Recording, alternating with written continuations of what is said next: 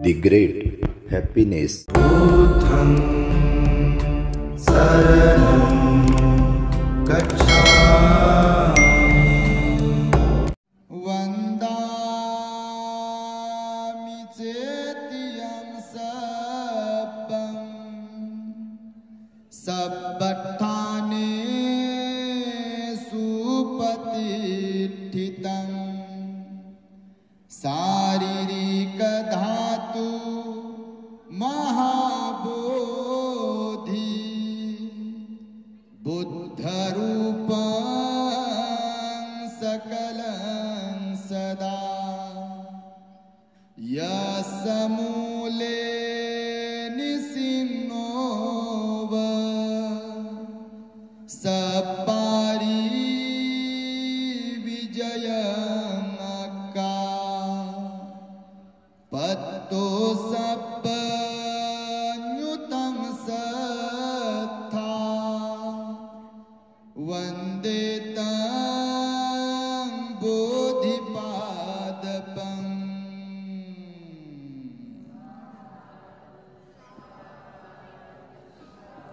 संपूर्ण विश्वाला ज्यांनी सुख शांती मानवता तथा दुःख मुक्तीचा आर्य संदेश दिला असे ते दुःख मुक्तीचे मार्गदाता दुःख मुक्त महामानव महान कारुणिक तथागत भगवान सम्यक संबुद्ध तथागतांनी आपल्या शुद्ध प्रज्ञेतून निर्मिलेला सद्धम्म आणि त्याच सद्धम्माचा गेली 2500 वर्षांपासून सातत्याने अहोरात्र प्रचार आणि प्रसार करणारा पूजनीय भिक्खू संघ या महान आणि सर्वश्रेष्ठ अशा त्रिरत्नांना प्रथमतः त्रिवार अभिवादन करतो, ज्यांच्या महान आणि असीम त्याग प्रभावामुळे आपल्याला जो हा अनमोल असा बुद्ध धम्म लाभला आणि ज्यांच्यामुळे आपल्याला हे एवढे मोठे वैभव प्राप्त झाले असे महान युग प्रवर्तक भारतीय राज्यघटनेचे शिल्पकार परमपूज्य बोधिसत्व डॉक्टर बाबासाहेब आंबेडकर या महामानवाच्या महान अशा धम्मक्रांतीमध्ये संपूर्ण जीवनाला समर्पित राहून आज या महान मंगलमय वर्षावास पर्वामध्ये या ऐतिहासिक अशा नाशिक परिसरातील त्रिरश्मी बुद्ध लेणीवर आपण औरंगाबाद येथून धम्मसहलीचं 1 दिवसीय धम्मसहलीचं आयोजन केलेलं आहे। तेव्हा या धम्मसहलीमध्ये सहभागी झालेले आपण सर्वजण तथा दूर दूर वरून महाराष्ट्राच्या कानाकोपऱ्यातून या 1 दिवसीय धम्मसहलीमध्ये सहभागी होण्यासाठी उपस्थित असलेले आपण सर्व श्रद्धावंत उपासक उपासिका बालक तथा बालिकांनो तद्वतच दी ग्रेट हॅपीनेस या आपल्या YouTube चॅनलचे सर्वच दर्शक सर्वप्रथम तुम्हा सर्वांच्या प्रती मंगल मैत्री सद्भावना व्यक्त करतो आणि आपणा सर्वांच्या दुःख मुक्ती करिता तथागत भगवान बुद्धांद्वारा उपदेशिलेल्या धम्म उपदेशास प्रारंभ करतो। आपण सर्वांनी शांत एकाग्र आणि श्रद्धायुक्त चित्ताद्वारे या अनमोल बुद्धवाणीला आपल्या हित सुखाकरिता श्रवण करावे, ग्रहण करावे। एवढ्या मोठ्या संख्येने आपण आलात, मला वाटलं बा 1 दिवसाची धम्मसहल आपण आयोजित करतो, 1-2 गाडी होईल म्हणून आम्ही स्टेटसला ठेवलं आणि छोटीशी एक पत्रिका काढली आणि ती व्हायरल झाली। विशेष म्हणजे आपल्या द ग्रेट हॅपीनेस चॅनल वरती व्हायरल झाली, व्हॉट्सअप वरती फेसबुक वरती व्हायरल झाली। व्हायरल होता होता बापा एवढी व्हायरल झाली की 12 गाड्या म्हणजे जवळपास 600 लोक 4-5-6 दिवसातच बुक झाले आणि पुन्हा मग रडू लागले, बापा आम्हाला येऊ द्या। मी म्हटलं बा तुम्हाला येऊ द्या, कसं येऊ द्या? आता तुम्ही पाहिलं त्या सभागृहामध्ये विहारामध्ये बसायला जागा नव्हती, बिचारे काही बाहेरच थांबले। तर खरं तर ही परिवर्तनाची नांदी आहे आणि फक्त औरंगाबाद शहरातूनच लोक आलेले नाही आहेत। तर मी नाव घेता घेता 4-5 मिनिटं जातील तुमच्या गावाचे शहराचे। एवढ्या ठिकाणावरून तुम्ही एवढ्या मोठ्या उत्स्फूर्तपणे श्रद्धेनं आणि उत्साहाने एवढी लेणी एकतर चढून आलात बापा। कोणी बेल्ट बांधून आलं, कोणी गुडघ्यावर हात टेकवत आलं, मी त्यांना थोडासा उत्साह वाढवण्यासाठी भिवू नका, मी तुमच्या पाठीशी आहे म्हणत म्हणत वरती आणलं पहा. आणि एवढ्या मोठ्या संख्येने खरंच आपण आलात उत्सुकतेनं. एकदा स्वतःच्या साठी साधुकार दिला पाहिजे तुम्ही. आणि ज्यांचा आपल्या बरोबर 12 गाड्यांमध्ये नंबर लागला नाही तर त्यांनी एक युक्ती आखली. अच्छा, आम्हाला बुकिंग मध्ये घेत नाही का, तर हरकत नाही. तर मग पुणेकर असतील, वर्धेकर असतील, अकोलेकर, वाशिम, मंगरुळपीरकर, सिन्नर आणि अजून कल्याण, ठाणे, मुंबई, अशा कुठून कुठून बाबा डोळे फिरवले, नजर फिरवली तर ते दिसू लागलं मला. पण ते प्रत्येकाचंच गावात नाव घेऊ शकत नाही. इथून एवढ्या लांबून तुम्ही सर्वजण आलात बघा. यांच्या नाकी न आले सिस्टम वाल्यांच्या. हे म्हणे बा उद्या सोमवारची यात्रा जत्रा आहे म्हणे इकडे काहीतरी, आज कशी काय आली ऍडव्हान्स मध्ये जत्रा. खरंच म्हणा, आता ते लोक याला भलत्याच नावानं कधी कधी अगोदर म्हणत होते या लेणीला. आणि त्यामुळे उद्या जर ते काहीतरी सोमवार आहे म्हणे काहीतरी, तर त्यांची उद्या खरंच जत्रा आहे. तर ते म्हटले आज कोणती जत्रा आहे, तर ही म्हटलं आज जत्रा नाही, ही धम्म यात्रा आहे. आणि ही धम्माची यात्रा बघा घेऊन आपण इथे आलो. कोणी मागे पुढे, बरं झालं त्यातल्या त्यात सकाळी 5ची वेळ दिली. गाडीत बसल्या बसल्या विचार केला 7ची जर दिला असती तर 9 आणि 10 तिथंच वाजले असते. त्यातल्या त्यात पुन्हा डायबिटीज वाले, शुगर वाले, बीपी वाले, हाय वाले, लो वाले आणि कशा कशा वाले सकाळीच उठलेले 2 लहान 3 लहान. ते विचारूच नका मग काय काय कशी अवस्था कोणाची होती. आणि बसत उठत करत करत एक एक गाडी इथं पोहोचली. आणि खाली आपण पाहिलं, खरं तर आपली 3 ठिकाणी ही सहल जाणार आहे. आणि वेळ होतोच काय, आता वेळ होत नाही असं काही नाही. आम्हाला लय अनुभव आहे पाय, म्हणजे भिक्खू जीवनात तर आहेच लहानपणापासून अनुभव, परंतु लोकांच्या आग्रहास्तव आम्ही बऱ्याच ठिकाणी सहली घेऊन जात असतो. तुम्ही बऱ्याच जण आमच्या बरोबर बऱ्याच ठिकाणी आलेले असतात. तसं तर दरवर्षी अजिंठा लेणीला, वेरूळ लेणीला आणि पितळखोरा लेणीला आपली एक सहल असते. आणि आता आहे 14 सप्टेंबरला पुढल्या महिन्यामध्ये अजिंठ्याची 1 दिवसीय धम्म सहल आहे. नंतर जमलं तर त्याच्या मागे पुढे पितळखोऱ्याची पण 1 दिवसाची धम्म सहल राहील. 28 ऑक्टोबरला ज्यांचे पासपोर्ट आहेत त्यांच्यासाठी गुड न्यूज आहे, थायलंडची धम्म सहल आहे आमच्या मार्गदर्शनामध्ये. त्याच्या पुन्हा पुढे जर वेळ चान्स भेटला शेड्यूल नुसार आमच्या, तर श्रीलंकेची टूर आहे. 13 नोव्हेंबरला बुद्धगयेची टूर आहे.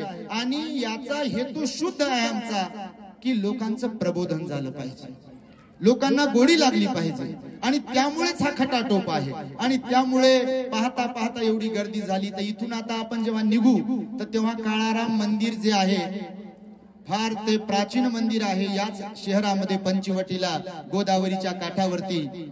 बाबासाहेब आंबेडकरांनी तिथे, आम्ही पण माणसांसारखी माणसं आहोत, आम्हालाही मंदिरामध्ये प्रवेश द्या. खरं तर देवाचं दर्शन घेण्यासाठी प्रवेश मागितला नव्हता, समतेचा अधिकार प्राप्त करून घेण्यासाठी. म्हणून बाबासाहेबांनी काळाराम मंदिराचा सत्याग्रह केला होता. गोदा तीरी पडला तरी लढला सैनिक माझा, उघडलाच नाही काळ्या रामाचा दरवाजा. असं वामनदादा नाशिकचेच होते.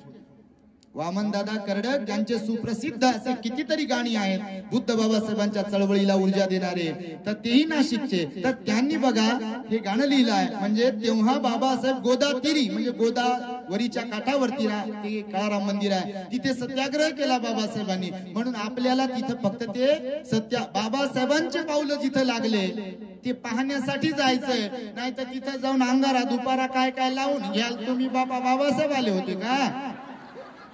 त्याचा तुम्ही इतिहास पाहिला तर खरं तर त्याच्यावरही भगवंताची मूर्ती आहे. जेवढे असे काही प्राचीन मंदिर वगैरे आहेत ते पण आपल्या देशात सत्ता नाही आपली, त्याच्यामुळे काय काय होते हे तुम्हाला सगळ्यांना माहिती आहे. कारण सत्ता ही महत्वाची असते, धम्माचं आचरणही फार महत्वाचं असते. श्रद्धावंत लोक हसावे लागतात तेव्हा ती धर्म परंपरा त्याचे तत्व पुढे आणि पुढे जातात. पण लोक जर धार्मिक नसतील, श्रद्धावान नसतील तर तत्व टिकत नाही. तुमच्या माहितीसाठी सांगतो. म्हणून आपण ते काळाराम मंदिराकडे पण जाणार आहोत. आणि तिथून पुढे पुढे मग येवल्याला धर्मांतराची घोषणा बाबासाहेबांनी जिथे केली होती त्या येवला मुक्तीभूमी ज्याला म्हटलेलं आहे तिथे पण मोठं स्मारक आहे शासनाने बांधलेलं, तिथेही जाऊन आपण दर्शन घेणार आहोत आणि तिथून पुढे मग परतीचा प्रवास आपला सुरू होणार आहे. तर खाली आल्याबरोबर एका स्मारकात आपण गेलो होतो, बुद्ध स्मारक म्हटलं. या नाशिकच्या महानगरपालिकेने ते स्मारक बनवलं आहे बघा. त्याच्या ओपनिंगला आम्ही होतो तेव्हा तर तिथे एक भगवंताची मूर्ती आहे बघा, गोल्डन कलर वाली. आतमध्ये आपण वंदना केली बघा आल्या आल्या. सुंदर अशी ती मूर्ती आहे. त्या मूर्तीलाही वंदन केलं आपण आणि वरती आलो. वरती आल्यानंतर आपण त्या विहारामध्ये गेलो जिथे शून्यागार होते. दादाने संतोषने माहिती सांगितली बघा तुम्हाला थोडक्यामध्ये. आता ते परेशान झाले बिचारे. याचा आवाज येईना त्याच्यापर्यंत, त्यांच्या जवळ थांबेना लोक जास्त. त्यांना एखाद्या वेळेस माझा राग आला असेल, बापा काय सांगावं. लोक बिचारे तुम्हाला काय सांगू, हे कुठून कुठून आले भेटण्यासाठी, भंतेजीला प्रवचन ऐकण्यासाठी. आणि त्यामुळे बघा तिथे त्यांनी माहिती सांगितली. सुंदर चैत्य जे आहे, स्तूप जे आहे, तर चैत्यग्रह जे आहे त्याच्यामध्ये तुम्ही स्तूपाची चैत्याची डिझाईन बघितली, शून्यागार बघितले बघा. भंतेजींना ध्यान करण्यासाठी आणि वास्तव्य करण्यासाठी त्या शून्यागारामध्ये असे बेड पण बनवलेले आहेत दगडाचे, तुम्ही पाहिले असेल. भिक्खूंना आराम करण्यासाठीची पण व्यवस्था आहे. तुम्हाला पाण्याचे हौद वगैरे दाखवले बघा. मी आता बोलता बोलता म्हणालो, लोक आपल्या प्लॉटवर किंवा घरी पाण्याची व्यवस्था व्हावी म्हणून बोर पाडतात, बोर मारतात ना, तिथं धुरडा लागते लोकांना. आणि हे वरती असून देखील इथे वरतीच पाण्याची व्यवस्था आहे बघा. 24 तास आणि 12 महिने पिण्याच्या पाण्याची किंवा सांडपाण्याच्या पाण्याची इथे व्यवस्था केलेली आहे. खरं तर लेण्या ह्या व्यापारी मार्गावरती बनवलेल्या आहेत बघा. लेण्या व्यापारी मार्गावर बनवलेल्या. हा संपूर्ण सिन्नर, जुन्नर वगैरे, ठाणे, कल्याण, इकडे तुम्ही गेलात कराड, सातारा, गोव्यापर्यंत, इकडे गुजरातकडे गेलात तर कच्छ पर्यंत, इथून पुन्हा नाशिक कडून पुढे पुढे निघालात तर मग प्रतिष्ठान, पैठण म्हणजे पितळखोरा लेणी, त्यानंतर वेरूळ लेणी, अजिंठा लेणी, ह्या सगळ्या लेण्यांचा जो भाग आहे हा व्यापारी मार्गावर निर्माण केलेल्या लेण्या आहेत. हा ऐतिहासिक आणि सांस्कृतिक वारसा आहे बुद्ध धम्माचा. इसवी सन पूर्व पहिलं शतक आणि इसवी सन 3ऱ्या शतकापर्यंत. आता मी तुम्हाला म्हणालो तिथे सांगत असताना, आपल्याला जरी आता तुम्हाला कोणाला तरी चुळमुंगळे लागले असतील, बापा बस झाला आता, पाऊस येते की काय, आणि कधी जाऊ खाली, कधी बसू गाडीत, आणि कधी हवा लागेल, आणि कधी जाऊ घरी. आता म्हटलं मी तुम्हाला बोलता बोलता बा, आता आपल्या बोलण्याची पद्धत अशी गावाकडची आहे. तेच घर, तेच बेडरूम, तीच गादी, तेच बेडशीट, तेच किचन, तेच पदार्थ, तो टीव्ही, तेच डिस्प्ले, तेच सोफा, त्याच खुर्च्या, आणि तेच तोंडन, तीच माणसं. तिथं गेले की आले का, एवढा वेळ लागला तुम्हाला, कुठून लागला भंते सोबत गेले का तुम्ही. मला सांगा त्याच्यापेक्षा हे बरं नाही का, अर्धा तास इथं बसलो. आता गुडघे काय घरी गेल्यावर दुखणारच नाही का, दुखतील की नाही, काय काय जे समजा दुखेल, पण इथं तुम्हाला आउटपुट मिळालं. हे वैभव काय सांगता येते, हे शरीर कधी धोका देईल. मी नेहमी सांगत असतो, पैसा कमवण्याच्या नादामध्ये, वेल मांडवाला घालवण्याच्या नादामध्ये हे कधी धोका देईल सांगता येते का. याला कधी पॅरालिसिस येऊ शकते, डोळे खराब होऊ शकतात, कान खराब होऊ शकतात, गुडघे फ्रॅक्चर होऊ शकतात, कामातून जाऊ शकतात, मनका कामातून जाऊ शकते, कंबर कामातून जाऊ शकते. एकदा त्या माझ्या मायासाठी, आयांसाठी, बाबांसाठी तुम्ही टाळ्या वाजवल्या पाहिजे. ज्यांच्याकडे बघून कोणी विश्वासही करू शकणार नाही, एखादा डॉक्टरही म्हणू शकणार नाही की हे चढू शकतात त्रिरश्मी लेणीवर. करतील विश्वास. येताना पाहिलं मी, मुद्दा म्हणून थांबलो पाठीमागे, बा सगळ्यांना येऊ दे, वर समोर समोर येऊ दे सगळ्यांना. तुम्ही पाहत होतो, ऑब्झर्व करत होतो. बिचारे काही काही आया खरंच बेल्ट बांधलेला आहे, कोणी कोणी तर पडायला आलं होतं, पण इथं आले बघा. आणि आल्यावर तुमच्या डोळ्याचे पारणे फिरतील बघा. हे असं वैभव आहे आपलं, हे आपलं वैभव आहे. त्या काळात भिक्खूंनी, राजे लोकांनी, सातवाहन घराणं झालं बघा, क्षत्रप घराणं झालं. त्या काळामध्ये इसवी सनाच्या पूर्वी म्हणजे 300-400 वर्ष लागतात लेण्यांना खोदण्यासाठी, तयार करण्यासाठी. आपण अर्धा तास येतो, पाऊण तास येतो, 1 तास येतो, पाहतो, फोटो काढतो. माझा फोटो नाही आला, बरोबर नाही आला, असं कुठं असते का, तसं कुठं असते का, याच्यातच गुंग बापा. काही काही लोक तर फोटो मध्येच गुंग. तुम्ही नाही बापा, तुमच्यासारखं तर कोणीच नाही. पण काही काही लोकांचं जिंदगी त्याच्यातच चालली पहा, फोटो बिटो. मी म्हणतो हे बारीक जरा पहा, जरा शिल्पकला, स्थापत्य कला किती सुंदर बघा. ते वरती दिसते तुम्हाला, बघा तर तुम्ही भरल्या डोळ्याने. आता काय बनवतील कारागीर, असं बनवलं बघा ते वरती हत्ती दिसतात तुम्हाला, काही ठिकाणी बैल आहेत, काही ठिकाणी हरिण आहेत, बुद्ध धम्माचं प्रतीक आहेत. मी आता तुम्हाला म्हणालो मिलिंद प्रश्न नावाचा जो ग्रंथ आहे अनुपिटकामध्ये त्याला स्थान मिळालेलं आहे, त्याच्यामध्ये कोणत्या प्राण्याची काय विशेषता आहे आणि विशेष म्हणजे माणसानं कोणत्या प्राण्याकडून कोणते गुण घ्यावेत यासाठी मिलिंद प्रश्नामध्ये त्यांची विशेषता सांगितली आहे बघा. बैलाकडून काय घ्यावं गुण, घोड्याकडून कोणता गुण घेतला पाहिजे माणसानं, आपल्याकडून कोणाला घेणं हो न हो, पण प्राण्यांकडून कोणते गुण घ्यावेत हेही भगवान बुद्धाने शिकवलं. प्रज्ञेचं प्रतीक कोणतं तर आपल्या वीर्याचं प्रतीक कोणतं हे भगवंताने त्या काळामध्ये शिकवलं बघा. तुम्हाला धम्म भगवंताचा जो उपदेश आहे त्यामध्ये ह्या सगळ्या गोष्टी तुम्हाला लक्षात येतील. म्हणून लेण्या ह्या आपला वारसा आहे. खरं तर औरंगाबाद, नाशिक आणि पुण्याला राहणारे जे लोक आहेत फार मोठे पुण्यवान आहात तुम्ही. का म्हणून विचाराल मला, तर ह्या लेण्या फक्त लेण्या नाही, तर ह्या अर्हतांची भूमी आहे. कोणाची भूमी आहे? अर्हतांची भूमी आहे. माहित नाही तुम्ही फील केलं की नाही आणि करता की नाही, कारण तुम्ही संसारिक लोक आहात. सर्वांच्याच मध्ये श्रद्धेची ती लेवल नसते, जरी असेल तरी कोणाची श्रद्धा कमी, कोणाची श्रद्धा जास्त, कोणाची धार्मिकता जास्त, कोणाची कमी असते. तुम्ही जेव्हा तिथे तुम्हाला मी बसवलं आनापानसतीसाठी, एक 5-10 मिनिटे आपण बसलो असेल तिथे, बसल्यानंतर जर तुम्ही डोळे बंद केले असतील खरोखरच आणि आपल्या श्वासाकडे लक्ष दिलं असेल तुम्ही, तर बघा ते तरंग आहेत तिथे धम्माचे आजही. हे फील करण्यावर डिपेंड आहे. याच्यामध्ये काही अंधश्रद्धा, बुवाबाजी, चमत्कार वगैरे नाही आहे, कारण इथे अर्हत लोक राहिलेले आहेत. कोणी श्रोतापन्न भिक्खू बनले असतील, कोणी सकृतागामी बनले असतील ध्यान करून त्या शून्यागारांमध्ये बघा, कोणी अनागामी बनला असेल, कोणी अर्हत बनला असेल, माहिती, कोणी मार्ग फलस झाला असेल, कोणी मार्गारूढ झाला असेल. बघा ही अशी पवित्र भूमी आहे आणि त्यामुळे अशा भूमीवर आपण गेलो पाहिजे बघा. आणि त्यासाठी आपलं घरदार कधीतरी थोड्या वेळासाठी तरी सोडलं पाहिजे बाबा. काही लोक सोडतात आणि काही लोक सोडतच नाही. मग भांडण झालं की नाही म्हणतात मला सोडून जा वाटते म्हणतात घर, आणि तेवढ्या पुरतच पुन्हा सगळं काही व्यवस्थित झालं, हा या बसा. मनुष्याचा असा स्वभाव आहे बघा. आणि त्यामुळे भगवान बुद्ध म्हणाले वैराग्य पण उत्पन्न झालं पाहिजे रठ्ठपालासारखं कधीतरी, वैराग्य पण उत्पन्न झालं पाहिजे कधीतरी सिद्धार्थ गौतमासारखं, नाही जिंदगी भर तर असं काहीतरी प्रेरणादायी पाहण्यासाठी तरी बाहेर पडावं, तर काहीतरी जीवनामध्ये आपण कमवलं. आणि म्हणून राजघराणं असलेलं सातवाहन घराणं जे होतं राजघराणं होतं बघा. त्यांच्या काळामध्ये लेण्यांचं निर्माण केलं. सम्राट अशोक जे होते त्यांनी स्तूपांचं निर्माण केलं. 84,000 स्तूप त्या काळात भगवंताच्या अस्थींवरती जे 8 स्तूप निर्माण केले होते त्यातल्या 7 स्तूपांचं त्याने उत्खनन केलं. ते भंगार झाले होते. नंतरच्या काळामध्ये लोकांनी तोडफोड केली होती, पण त्याच्यात भगवंतांच्या अस्थी होत्या त्या काढल्या.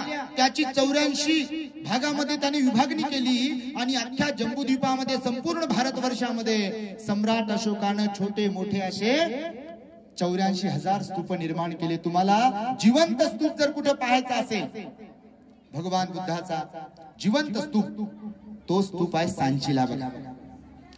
सांची माहिती तुम्हाला? आता ही जी धम्मसल आम्ही आयोजित केली ना, दरवर्षी करतो, तर आता ही 13 नोव्हेंबरला 30 नोव्हेंबरला सांची महोत्सव आहे बघा. या वर्षी किती 30 नोव्हेंबरला सांची महोत्सव आहे. आणि त्या सांची महोत्सव आपल्या बुद्धगयेच्या सहलीतच येणार आहे. त्या सांची महोत्सव फार मोठा सांची महोत्सव असतो. विशेष म्हणजे तिथे सारीपुत्त महामोगलान भंतेजींच्या अर्हत भंतेजी होते त्यांच्या अस्थी सापडलेले आहेत. सांची स्तूपाच्या खाली जेव्हा आपण येतो पाहून सांची स्तूप, डाव्या हाताला एक म्युझियम आहे. त्या म्युझियम मध्ये सारीपुत्त आणि महामोगलान भंतेजींच्या अस्थी ज्या सापडल्या, तिथे जे दगडावर कोरून लिहून ठेवलेलं होतं ते दगड आजही तुम्हाला तिथे पाहायला मिळतील. ही विशेषता सांचीची आहे बघा. या भारतामध्ये सर्वत्र सम्राट अशोकांनी स्तूपांचं निर्माण केलं होतं. काही काही उद्देशिक स्तूप निर्माण केले, काही काही पारिभोगिक स्तूप निर्माण केले बघा. आणि शारीरिक धातूवरती पण स्तूप निर्माण केले. म्हणजे स्तूपांची संकल्पना वेगवेगळी सांगितली आहे. जसं या लेण्यांमध्ये स्तूप आहे तो उद्देशिक स्तूप आहे, त्याच्यामध्ये अस्थी वगैरे नाही आहे. परंतु भिक्खू इथं राहत असताना तुम्ही अजिंठ्याच्या पण लेणीमध्ये जर कधी जाल तर काही काही ठिकाणी तुम्हाला असे स्तूप चैत्य दिसतील. चैत्यग्रहात स्तूप आहे आणि ते वंदनेचं ठिकाण आहे. भिक्खूंना उपासकांना वंदनेचं ठिकाण म्हणून आपण तिथे वंदना केली बघा. वंदामी चेतियं सपं सब्बठाने सुपतिष्ठितं शारीरिक धातु महाबोधी बुद्ध रूपं सकलं सदा। ही वंदना जी आहे ना चैत्य वंदना आहे, म्हणजे ज्या चैत्यामध्ये ज्या स्तूपामध्ये भगवंताचा शारीरिक धातू आहे, अस्थि धातू आहे, त्या अवशेषाला, त्या अवशेष रूपी बुद्धाला मी वंदन करत आहे असा त्याचा अर्थ होतो। म्हणून अशा प्राचीन ठिकाणी गेल्यानंतर, ऐतिहासिक ठिकाणी गेल्यानंतर मनोभावे आपण वंदन केले पाहिजे। या लेण्यांबद्दल तुम्ही जर पाहाल अभ्यास, अजिंठ्याला पण तुम्ही आपण जेव्हा जातो तर दोन प्रकारच्या लेण्या पाहायला मिळतात बघा। इथे पण सुरुवातीला थेरवादी लेण्या होत्या, बरोबर।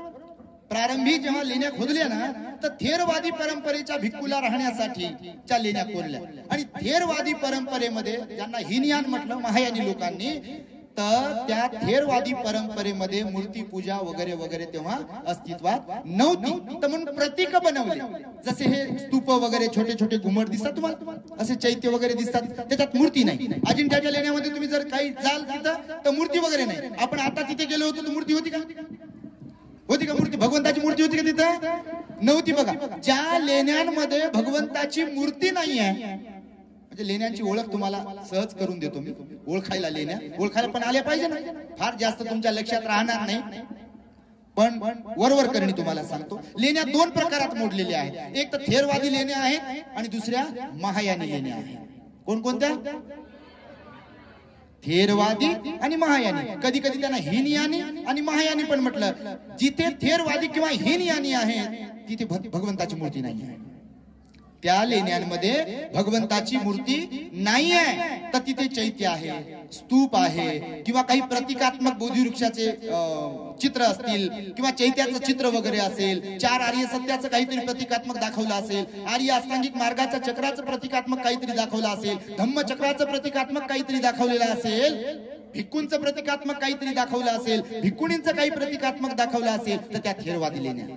ज्या लेण्यांमध्ये भगवान बुद्धाच्या मूर्ती आहेत, जसं अजिंठ्याला तुम्ही जर गेलात तर प्रारंभीच्या सुरुवातीच्या ज्या लेण्या आहेत की नाही, सुरुवातीच्या ज्या लेण्या आहेत त्याच्यामध्ये बघा काही काही लेण्यामध्ये मूर्ती आहेत भगवंताची आहेत, आणि काही काही लेण्यांमध्ये मूर्त्या नाही आहेत भगवंताची।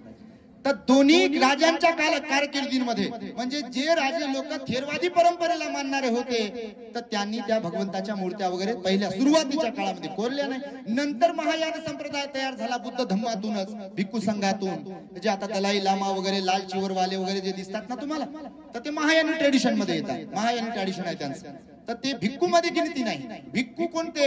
तर ज्यांचं मुंडन आहे, असे वस्त्र आहे, ज्यांचं हे असं हप परिमंडल किंवा फुल परिमंडल जगामध्ये विशेष रूपाने भारतामध्ये पाहायला मिळतं तुम्हाला थेरवादी हिनयानी, जसं आम्ही जे भिक्खू तुम्हाला पाहायला मिळतील ते। दुसरी गोष्ट थायलंड मध्ये, त्यानंतर ब्रह्मदेशामध्ये, श्रीलंकेमध्ये थेरवादी परंपरा पाहायला मिळेल। बाकी जगामध्ये सर्वाधिक प्रमाणात महायान ट्रेडिशन पाहायला मिळेल।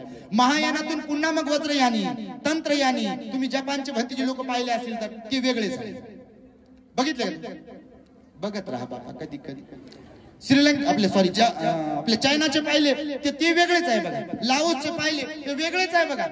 तर ते भंतेजी म्हणजे ते भिक्खू मधून थेरवादी परंपरेतून निर्माण झालेली ती एक परंपरा महायानी परंपरा आहे। म्हणून लेण्या प्रामुख्याने दोन विभागामध्ये विभागल्या गेलेल्या आहे, आणि भिक्खूंना राहण्यासाठी किंवा जे व्यापारी लोक होते त्या काळातले मोठमोठे व्यापारी, त्यांच्या 500 गाड्या, 400 गाड्या, 1000 गाड्या। काल मी मिलिंद प्रश्नामध्ये तुम्हाला धम्मदेशना देताना सांगितलं बघा, आपले नागसेन भंतेजी अर्हत झाले बघा। पाटलीपुत्रला जात असताना व्यापाऱ्याबरोबर त्यांची भेट झाली। कोण कोण आहेत ते लाईव्ह प्रवचन हात वर करा बरं। दररोज वर्षावासातले आपले द ग्रेट हॅपीनेस वरती प्रवचन कोण कोण ऐकते? बापा बापा, एकदा साधू कार्ड द्या यांच्या सगळ्यांच्यासाठी। ज्ञान वाढलं पाहिजे, घर बसल्या फुकट तुम्हाला धम्मदेशना ऐकायला भेटली पाहिजे, म्हणून आपण दी ग्रेट हॅपीनेस चॅनल काढलेला आहे। आणि आज घडीला तुमच्या माहितीसाठी सांगतो 1,28,000 सबस्क्रायबर्स झालेले आहेत तुमच्या माहितीसाठी। 2-3 वर्षांमध्ये बुद्ध धम्माच्या प्रचारासाठी टॉप 10 मध्ये आपलं चॅनल आहे। आणि जिकडे पाहावं तिकडे तुमच्या माहितीसाठी सांगतो, बुद्ध धम्माच्या प्रचारासाठी लोक अडाणी, अशिक्षित, शेतात काम करणारे, भंतेजी आम्ही शेतात बसून ऐकतो म्हणते। ही तुमच्या माझा उद्देश आहे की शेवटच्या अशिक्षित माणसाला बुद्धाचा धम्म कळाला पाहिजे।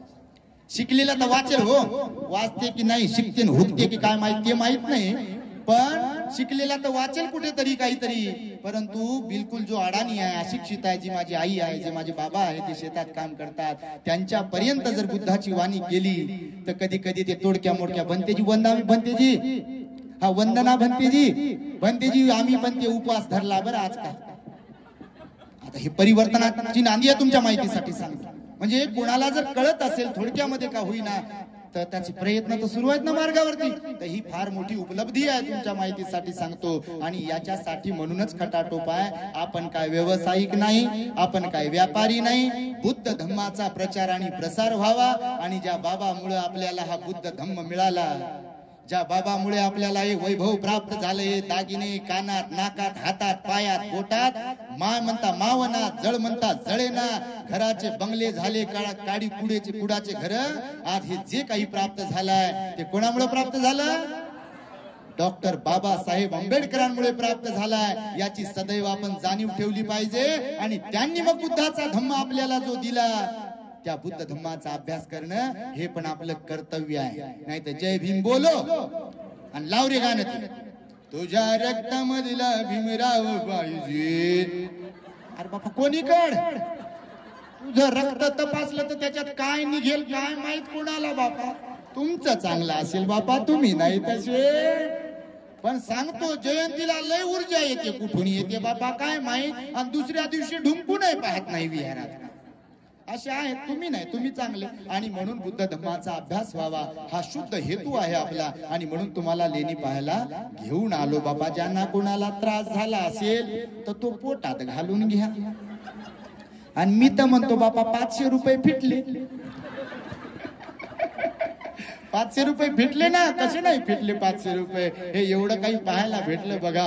आणि त्यामुळे निश्चितच आम्ही जेव्हा जेव्हा येतो फार आनंद होतो बघा. लेडीमध्ये आल्यानंतर हे सगळं काही फार सुबकतेनं राजे लोकांनी बनवलं. व्यापारी मार्गामध्ये व्यापारी लोक यायचे, इथे थांबायचे, भिक्खूला दान द्यायचे. इथे जागोजाग शिलालेख करून ठेवलेले आहेत बघा, तुमच्या माहितीसाठी सांगतो. आणि सातवाहन घराणं हे फार चांगलं होऊन गेलं बघा. सातवाहन घराणं बौद्ध धर्माच्या दृष्टिकोनातून त्यांनी लेण्यांचं निर्माण केलंय. समजलं तुम्हाला? तर थोडक्यात तुम्हाला हे सांगितलं मी. बाकी तुम्ही सुज्ञ आहात, तुमच्या एवढं हुशार तर कोणीच नाही बापा. आणि सर ते शेवटी सूचना करतो आता की आपण सर्वांनी आपल्या दी ग्रेट हॅपीनेस चॅनलला ज्यांनी सबस्क्राईब केलं नाही त्यांनी सबस्क्राईब करा. जे प्रवचन असतात फुकटचा डाटा मिळतेच तुम्हाला. तर कोणाला बिना कामाचं कृत्रिम गुलाबाचं फुल पाठवू गुड मॉर्निंग आणि गुड नाईट करण्यापेक्षा आपले जे प्रवचन व्हिडिओज असतात शेअर करत जा, स्टेटसला ठेवत जा, लोकांपर्यंत पाठवत जा, ग्रुपवर पाठवत जा, जेणेकरून बुद्ध धम्माचा प्रचार आणि प्रसार होईल. आणि महामानव बोधिसत्व डॉक्टर बाबासाहेब आंबेडकरांना अभिप्रेत असलेला आदर्श बौद्ध समाज तुमच्या माध्यमातून निर्माण होईल. सगळीकडे पांढरेच कपडे दिसतील, लोक विहारात जथेच्या जथे घेऊन जातील, तर इतर लोक म्हणतील अच्छा ये बौद्ध लोक आहे क्या. आता जेव्हा इतर लोक आमच्या संपर्कात आलेत ना, प्रवचन ऐकतात ना, इतरही लोक ऐकतात, आपलेच ऐकतात असं काही नाही. ते म्हणतात भंतेजी महाराज अगोदर आम्हाला वाटायचं बा जे 14 एप्रिलला जयंतीला भीम जयंतीला लोक जे बाहेर पडतात की नाही निळी बिळी काय काय टाकून इकडं तिकडं सगळीकडे, तो समाज वेगळा आणि बुद्ध धम्माचा समाज वेगळा. त्या बिचाऱ्याने काही ना माहित नसेल, काहीच्यातला जो कर्मठ जातीवाद आहे तो आहे, तो काही विषय नाही आहे. पण जे बिचारे परिवर्तनवादी आहे ते म्हणतात हे काही माहित नव्हतं आम्हाला, आता माहित होते बाबा, हे फार चांगली गोष्ट आहे. म्हणून तुमच्या माहितीसाठी सांगतो, आदर्श लोक दान देतात, आदर्श लोक भेटायला येतात. मुस्लिम समाज, मराठा समाज, शीख समाज, ख्रिश्चन समाज, तुमच्या माहितीसाठी सांगतो हे बाकीचे लोक सुद्धा प्रवचन ऐकतात, प्रतिक्रिया देतात. विशेष म्हणजे पुरुष किंवा तरुणच नाही तर म्हाताऱ्या आया सुद्धा आणि महिला सुद्धा प्रवचन ऐकतात दुसऱ्या समाजाच्या. आणि त्यामुळे आपल्या बुद्ध धम्माचा प्रचार आणि प्रसार झाला पाहिजे, यासाठी आपल्या चॅनलची ऍडव्हर्टाइजमेंट करत आहे तुमच्यासाठी. तर जास्त काही बोलत नाही बाबा, गरमी होऊ लागली, आभाळ भरून आलं, पण त्याला वाटलं बा भंतेजी आता बोलू लागले, काही लोक ऐकण्यासाठीच आले, तर आपण जरा उन्हाचं पण ऍडव्हर्टाइजमेंट करा. म्हणून ऊनही पडले, आता काय पाऊस वगैरे नाही, तर तुम्ही आलात आमच्या बरोबर, असेच येत राहा, असे जुळत राहा. आता इकडे जे गेले नाही ते जाऊन या आणि मग खाली उतरा आणि खाली उतरून गाडीचा नंबर पहा आणि आपल्या आपल्या गाडीत बसा. मागे राहू नका पाहुण्यांच्या नादामध्ये, ज्यांचे पाहुणे आले तिथं ते. आणि मग गाडीत बसून आपण पंचवटीला तिकडे जाणार आहोत. तिथे पण जास्त वेळ आपण थांबणार नाही. खरेदी करत बसू नका, लाया फुटाने घेऊ नका. बापा एका गाडीत आमच्या बसलो आणि त्या लाह्याच पडल्या आमच्या अंगावर. मी म्हटलं बाहेर कुठून आणलं लाह्या, तर पंचमीच्या लाह्या होत्या का काय. तर अशा प्रकारे सर्वांच्या प्रती आशीर्वादाची भावना व्यक्त करून माझ्या शब्दांना इथे पूर्ण विराम देतो. भवतो सब मंगलम रक्षन्तु सब देवता सब बुद्धानुभावेन सदा सुखी भवन्तु ते. भवतु सब मंगलम रक्षन्तु सब देवता सब धम्मानुभावेन सदा सुखी भवन्तु ते. भवतु सब मंगलम रक्षन्तु सब देवता सब संघानुभावेन सदा सुखी भवन्तु ते. बुद्धं नमामि, धम्मं नमामि, संघं नमामि. एक सूचना आहे, 19 ऑक्टोबरला आमचा कठीण चिवरदान समारंभाचा कार्यक्रम आहे. आम्ही महाथेरो होणार आहोत. हा आमचा 20वा वर्षावास आहे. म्हणजे 20वा वर्षावास हा फार महत्वाचा आहे. मिलिंद महाविद्यालय, ज्या मिलिंद महाविद्यालयामुळे आम्ही औरंगाबादला आलो तर तिथेच त्या मिलिंद महाविद्यालयाच्या मैदानामध्ये आपल्या कठीण चिवरदानाच्या कार्यक्रमाचं आयोजन केलंय. तेव्हा सर्वांना मी मूळ पत्रिका आताच देतो बापा, पुन्हा म्हणू नका. 19 ऑक्टोबर रविवार आहे त्या दिवशी. The great happiness. बुद्धं शरणं